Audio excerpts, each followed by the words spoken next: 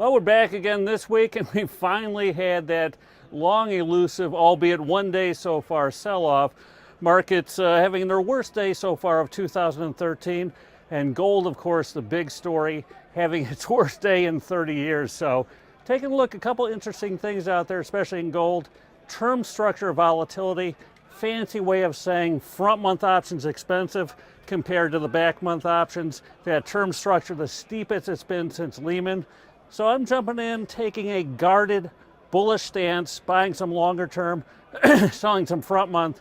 Take advantage not only of gold's big sell-off to have a little bullish position, but also of that skew flattening out, so those front months should come down relative to the back months. So it's a way, I think, to play gold with a defined risk given the kinds of moves out there on gold and the commodity space in general. Defined risk is what it's all about. And I think kind of important maybe to mention in this market environment, trading is not about certainty, but certainly about probability.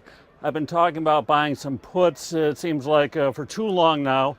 They finally paid off here. And really the trade is, puts have become about as cheap as they have ever been on a actual price basis, simply because the market was at an all-time high. And also with the VIX near its recent lows, they were inexpensive on a relative basis there as well. So jumping in and buying puts made probabilistic sense. It did take a month and a half or so to finally get that benefit of the trade, but taking a few small losses up front and then hitting a big trade yesterday more than made up for those small losses. So as a trader, that's what I look to always position as, which is number one, define your risk, and number two, make sure you're not over levered. So make sure your position size is appropriate so you can suffer through a couple periods where either you're wrong or in this case too early, and being early in this market is the same as being wrong. So again, I keep emphasizing position sizing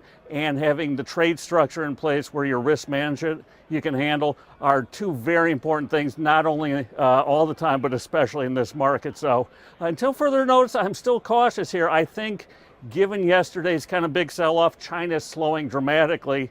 Copper's still in the doldrums here. Gold and silver, the rally today was sold into. So I think risk will be off for a while.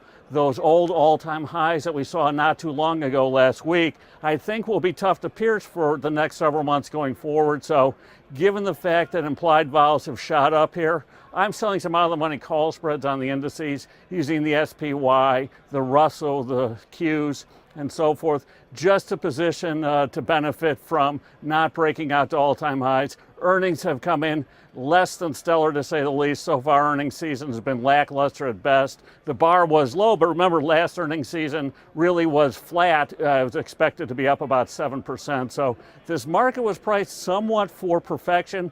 We saw yesterday that if perfection isn't granted, it can sell off. And remember, free money can help to alleviate the problem, but the problems out there certainly have not been eliminated. They've just been stretched out for a longer period of time. So that pain will be spread out over longer periods. So until next time, this is Tim Biggam. And in this market environment especially, make sure your position size is appropriate and keep that risk management in place always. Thanks.